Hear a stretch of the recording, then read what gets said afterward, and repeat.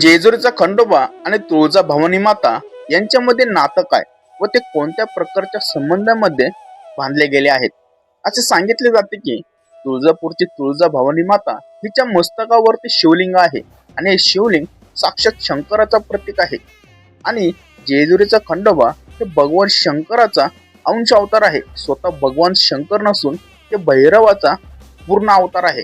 त्यामुळे खंडोबा आणि तुळजा भवानी माता यांच्यामध्ये बहीण व भावाचं किंवा आई व मुलाचं नातं समजू शकतो. आता एक कशावरून, चला तर जाणून घेऊया.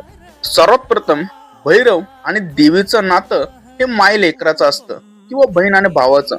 कारण का भैरवाची उत्पत्ती ही सतीच्या स्थानाचं संरक्षणासाठी झाली आहे.